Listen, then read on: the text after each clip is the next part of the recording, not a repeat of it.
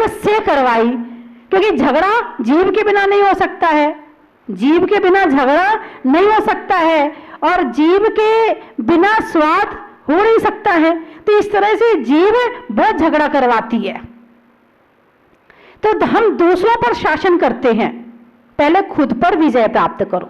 जो दूसरों पर शासन करता है वो राजा कहलाता है, और जो खुद पर विजय प्राप्त करता है वो महाराजा कहलाता है।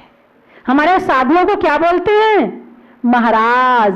क्या बोलते हैं? महाराज। जो इंद्रियों पर विजय प्राप्त करे वो महाराज, और जो दूसरों पर शासन करे वो राजा। अब पता नहीं तुम राजा हो भी या नहीं हो, तुम्हारे घर वाले तुम्हारी मानते हैं या नहीं मानते हैं। हाँ, जरूरी नहीं है। वो राजा का शासन तो फिर भी बहुत चल गया।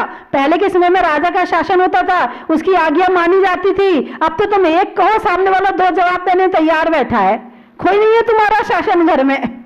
हाँ, अहंकार उससे ज्यादा हो सकता है, लेकिन शासन हमारा नहीं है। तो इस तरह से इंद्रियों पर विजय प्राप्त करने से ही हमारा आत्मानुशासन बनेगा, और आत्मानुशासन होगा तो हमें किसी के शासन की जरूरत नहीं पड़ेगी। आज हमारे भगवान के ऊपर किसका शासन चल रहा है बताइए आप मुझे? किसी के शासन की जरूरत नहीं है। जो हाथ पे हाथ रख के बैठ गया, पैर पे पैर रख के बैठ गया, आत्मा के ध्यान में लीन है, उसे किसके शासन की जरूरत है? किसी को सता नहीं रहा, किसी को मार नहीं रहा, झूठ नहीं बोल रहा, चोरी नहीं कर रहा, किसी को से खाने को नहीं मांग रहा, किसी से टीवी देखने को नहीं मांग रहा। जो स्वयं के शासन में है उसे किसी दूसरे के शासन की जरूरत नहीं है। बच्चा ज्यादा टीवी देखता है तो माँ शासन लगाती, बेटा बहुत देर हो गई, चल टीवी बंद कर दे, क्योंकि आंखों का रस भोग रहा है वो, इसीलिए उसने मना कर दिया। क्योंकि बच्चों पर माँ का शासन चल रहा है, पिता का शासन चल रहा है। तो जब तक इंद्रियों के अनुसार चलोगे तो ये शासन बाहर का चलेगा, और इंद्रियों का शासन छोड़ दिया तो फिर हम भगवान के अनुशासन में आ जाएंगे, आत्मानुशासन में आ जाएंगे, तो हमारा जीवन निखर जाएगा, वरना बिखर जाएगा। सारी दुनिया, चाहे अमेरिका वाले हों, चाहे चीन वाले हों, चाहे जापान वाले हों, सब भटक रहे हैं, और सबसे ज्यादा ये आंखें भटकाती हैं। यदि आंखें ना हो तो संसार की बहुत सारी चीजें कम हो जाएं। होंगी कि नहीं होंगी? अब संसार, आप बाजार जाते हो तो मान लो आपको टॉर्च ही खरीदना है, कैसी टॉर्च खरीदोगे? टॉर्च का मतलब है उसमें से लाइट जलनी चाहिए, प्रकाश मिलना चाहिए, बस इतना ही उद्देश्य है। लेकिन नहीं, अच्छी दिखनी चाहिए, जरा बढ़िया लगनी चाहिए, स्टैंडर्ड की होनी चाहिए। कपड़ा पहनना है, कपड़ा, सामान्य कपड़े से भी हमारा जीवन चल सकता है। आंखें कहती नहीं, बढ़िया वाला कपड़ा चाहिए, दिखने में भी सुंदर हो, प्रिंट भी अच्छा हो, फैशन का हो। कौन मांग रहा है? आंखें मांग रही हैं। इसी तरह से आपके घर में मान लो बर्तन है, तो बर्तन में भी आप कौन से बर्तन लाते हैं? डिजाइन वाले। जरा कटोरी भी हो तो डिजाइन वाली हो, गिलास भी हो तो डिजाइन वाली हो। अरे कटोरी गिलास का क्या मतलब है? बस भोजन करने के लिए चाहिए, पानी पीने के लिए गिलास चाहिए, सामान्य गिलास से भी काम चल सकता है, लेकिन नहीं, जरा डिजाइन वाली हो। आप बाजार से कप खरीदने जाते हो, कौन से खरीदते हो? जरा सुंदर वाले खरीदते हो, सामने वाला देखे तो कहे हाँ क्या सुंदर कप है, क्या बढ़िया कप है। ये आंखें बहुत भटकाती है, और चाइना वालों ने तो इस पे पूरी विजय प्राप्त कर रखी है। तुम जितने में यहाँ का मटेरियल इकट्ठा नहीं कर सकते हो, उतने में वहां की सामान लाके तुम्हें बेच दे देते, वहां से यहाँ तक सामान भेज देते तुम्हारे लिए, और बढ़िया सुंदर फिनिशिंग, ऐसी फिनिशिंग की तुम कर ही नहीं सकते हो। और वो बस यूज करो और थ्रू फेंको, इसके बाद काम की नहीं है वो। बस तुम सुंदर देख के खरीद तो लोगे, घर तक पहुंचते पहुंचते वो चीज ठीक रहे ये भी मुश्किल है। वो टॉर्च जो है ना, वहां घर तक पहुंचते पहुंचते चल जाए वो भी मुश्किल है। नहीं, तुम सुंदर देखकर खरीद कर लाए हो, आंखों ने भटकाया है। कौन भटका रहा है? आंखें भटका रही हैं, कान भटका रहे हैं। गाना सुनने के लिए आप विचार करो कि एक मछली होती है, मछली को पकड़ने के लिए मछुआरा क्या करता है? एक कांटे में आटा लगाता है, आटे की गोली लगाता है, और वो नदी या तालाब में छोड़ता है उस कांटे को।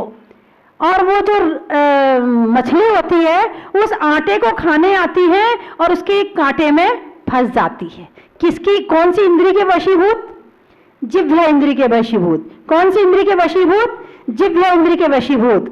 एक हाथी होता है, हाथी स्पर्शन इंद्री के वशीभूत। हाथी को पकड़ने के लिए क्या करते हैं? एक बहुत बड़ा गड्ढा खोदते हैं, गड्ढा खोदते हैं, उसके ऊपर बांस बिछा देते हैं, बांस बिछा के उस पर हरी पत्तियां डाल देते हैं, थोड़ी बहुत रेत भी डाल देते हैं, एक नकली हथनी उसके ऊपर खड़ी कर देते हैं। हाथी देखता अच्छा हथनी खड़ी है, स्पर्शन इंद्री के वशीभूत, दौड़ा दौड़ा आता है और आकर के उसके साथ समागम करना चाहता है, लेकिन जैसे ही वो आता है उस गड्ढे में गिर जाता है। फिर उसे कई दिन तक खाना पीना नहीं देते हैं, कई दिन तक उसे भोजन नहीं देते हैं, और वो जब भूखा हो जाता है कुछ दिनों के बाद फिर आदमी आते हैं, फिर उसे थोड़ा बहुत खाना पीना देते हैं, तो वो हाथी सोचता अच्छा ये हमारे शुभचिंतक हैं, अरे ये तो हमारा भला चाहने वाले हैं। वो जैसा कहते हैं उनके अनुसार वो हाथी काम करना शुरू कर देता है। स्पर्शन इंद्रिय के वशीभूत वो हाथी भी बंध गया, स्वतंत्र रहा था, बंध गया। इसी तरह से घ्राण इंद्री, भौरा होता है, भौरा खुशबू बहुत अच्छी लगती है उसे, इतनी अच्छी लगती है जाकर वो फूल पर बैठ जाता है, थोड़ी खुशबू लेता है, फिर सोचता है उड़ जाऊं, नहीं थोड़ी और ले लूं, फिर सोचता है उड़ जाऊं, नहीं थोड़ी और ले लूं। हैं तालाब में कमल है या कोई फूल है, हाथी आता है सुबह सुबह और शाम को क्या होता है वो कमल जो होता है वो बंद हो जाता है, उड़ नहीं पाता भौरा, वो बंद हो गया। और बंद होने के बाद फिर क्या हुआ? सुबह सुबह हाथी आया और हाथी ने वो फूल तोड़ा और खा लिया। भौरा कहां पहुंच गया? पेट में पहुंच गया। कौन सी इंद्री के वशीभूत? घ्राण इंद्री के वशीभूत। चक्षु इंद्री, ये तो आपके प्रत्यक्ष उदाहरण है। दीपक है, जब रात को पतंगे उड़ते हैं दीपक के पास आते हैं, उसे वो दीपक की लौ इतनी अच्छी लगती है, इतनी अच्छी लगती है, इतनी अच्छी लगती है कि उसको पकड़ लो बस जा करके। और जब वो लौ को पकड़ने जाता है और वहीं जल के भस्म हो जाता है। कौन सी इंद्री के वशीभूत? चक्षु इंद्री के वशीभूत। अब आई कर्ण इंद्री, तो कर्ण इंद्री में एक तो हिरण का उदाहरण आता है, एक सांप का उदाहरण आता है। तो जो सपेरा होता है जंगल में जाता है, बीन बजाता है, नागिन की धुन बजाता है, और जैसे ही नागिन की धुन बजती है वो जितने सांप होते हैं सब चले आते हैं, निकल निकल के काटना भूल जाते हैं, ऐसे मस्त हो जाते हैं, नाचने लगते हैं। और वो सपेरा क्या करता है? उनके सिर पे लाठी रखता है, उन्हें पकड़कर अपनी झोली में डाल लेता है। कर्ण इंद्रिय के वशीभूत वो सपेरा।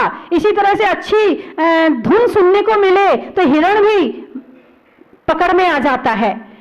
तो 5 इंद्री, एक एक इंद्री के वशीभूत एक एक जीव हुआ, तो वो अपनी मौत के घाट उतर गए, वो मर गए, बंध गए, वो अपने वश में नहीं रहे। इसी तरह मनुष्य तो 5 इंद्री के वशीभूत है। एक इंद्री का सुख छोड़ता है, दूसरी का चाहिए, दूसरी का छोड़ा, तीसरी का चाहिए, तीसरी का छोड़ा, चौथी का चाहिए, दिन भर 5 इंद्री के सुख चाहिए। इसका क्या होगा? चिंतन करो, विचार करो, थोड़ा इंद्रियों के सुखों को छोड़ो। वो एक एक इंद्री के वशीभूत तो मर गए, हमारा क्या होगा? यदि इंद्रियों को वश में नहीं किया तो ये इंद्रियां हमें भी दुर्गति में ले जाएंगी, ये हमारा भी अकल्याण कर देंगी, हमें नरक भेज देंगी। एक एक इंद्रिय जब एक एक पशुओं का नाश कर सकती है, तो 5 इंद्रिय के वशीभूत ये मनुष्य का क्या होने वाला है, ये आप स्वयं चिंतन कीजिए, स्वयं विचार कीजिए। आप शादी में जाते हैं, शादी में जाते कि नहीं जाते? अच्छा, मान लो गर्मी के दिन है और गर्मी के समय में आप शादी में गए हैं, तो जिसके यहाँ शादी है उसने बढ़िया पंडाल बनवाया, सुंदर, बहुत सुंदर, आपको देखने में बहुत अच्छा लग रहा है। उसके साथ उसमें एसी कूलर भी लगवा दिए। फिर उसके बाद जब आप जैसे ही घुसते हो वहां पर आपके ऊपर सेंट भी छिड़का जाता है, ठीक है ना? और उसके बाद वहां पर और अंदर जाते हो फिर वहां डीजे चल रहा होता है। आहा, क्या मजा आ रहा है, क्या मजा आ रहा है। और भोजन तो पूछो मत भाई, बढ़िया से बढ़िया भोजन देना, पांचों इंद्रिय के सुख मिल रहे तुम्हें वहां तुम्हारी स्पर्शन इंद्रिय के लिए अच्छा बढ़िया एसी कूलर पंडाल है, रसना इंद्रिय के लिए बढ़िया भोजन बना हुआ है, घ्राण इंद्रिय के लिए तुम्हारे ऊपर सेंट छिड़का गया है, और इसके साथ चक्षु इंद्रिय के लिए सुंदर पंडाल लगाया गया है, और कर्ण इंद्रिय के लिए डीजे बजाया जा रहा है। अब आप लौट के आओगे, क्या शादी है भाई, आनंद आ गया, क्या बढ़िया व्यवस्था कर रखी थी। किसकी आप उपासना कर रहे हो, किसकी आराधना की तारीफ कर रहे हो, इंद्रियों के सुखों की तारीफ कर रहे हो। क्या व्यवस्था कर रखी थी। और उसने यदि कूलर ना लगाए तो बोलो, यदि उसने कूलर ना लगाए हो, एसी ना लगाए हो और गर्मी में आपको भोजन करना पड़े तो क्या होगा। क्या है, ऐसा कंजूस है, कूलर भी नहीं लगा सकता था। यानी उतनी देर के लिए आप कूलर के बिना नहीं रह सकते। और यदि आपके इंद्रिय सुख ना मिले, आप उसकी बुराई करनी शुरू कर देते हो, निंदा करना शुरू कर देते हो। केवल इंद्रियों के सुख नहीं मिले आपको और आपने निंदा शुरू कर दी। चलो ये तो हो गई इसकी बात, आपको पांचों इंद्रिय के सुख चाहिए। इसके बाद आप एक पापड़ भी खाते ना, उसमें भी 5 इंद्रिय के सुख चाहिए एक पापड़ खाने में। यदि पापड़ खाने में भी पांचों इंद्रिय के सुख ना हो तो वो पापड़ भी तुम्हें अच्छा नहीं लगता है।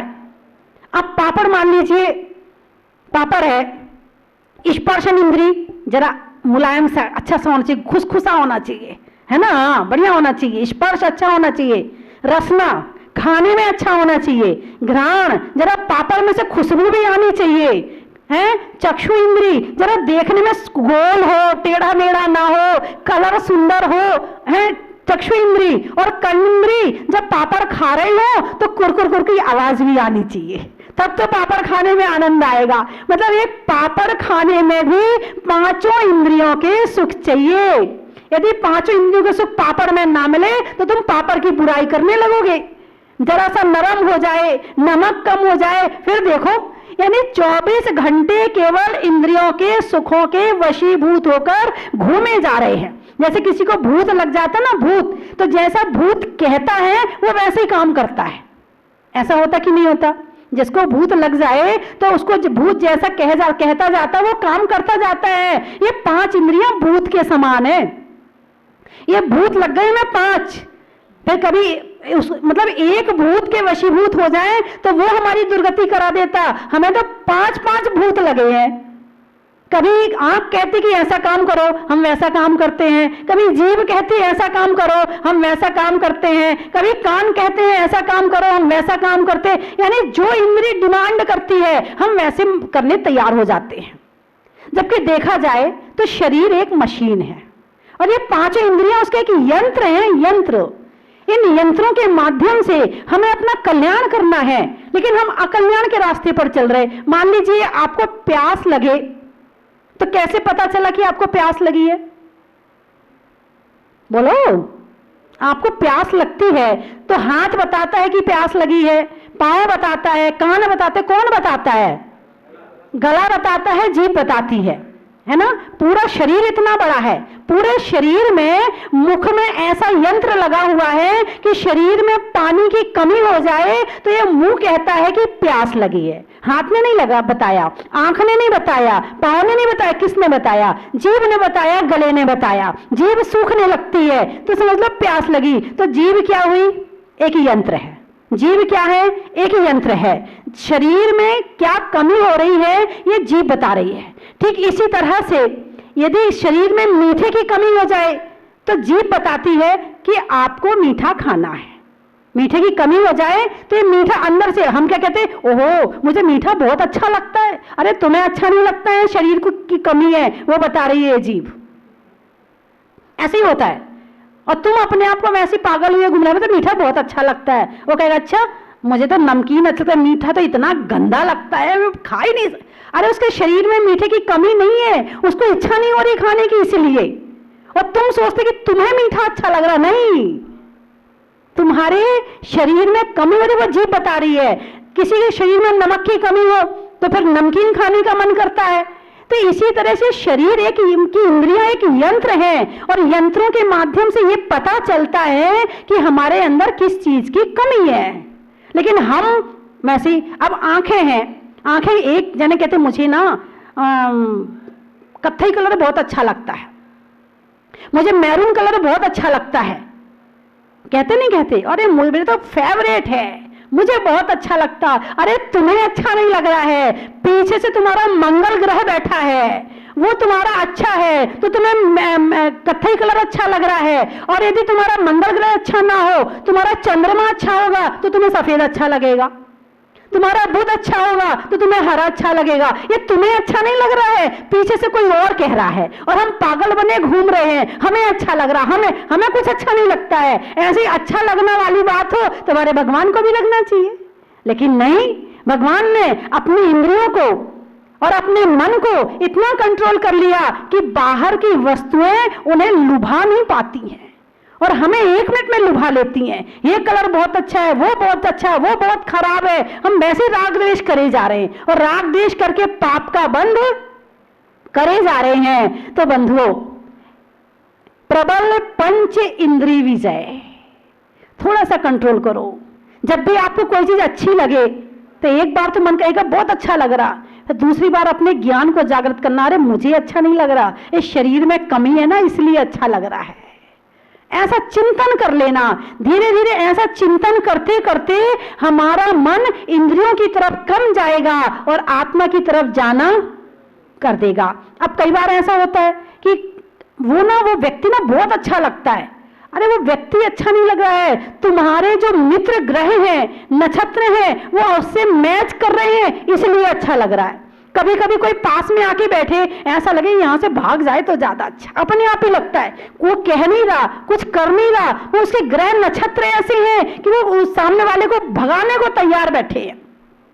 तुम नहीं भगा रहे, उसके ग्रह नक्षत्र और वो किरणें जो निकल रही हैं वो आपस में टकरा रही हैं और वो उसे हटा रही हैं। हम मुंह से बोल के भगाते हैं नहीं, किरणें अपने आप भगाती हैं चीजों को।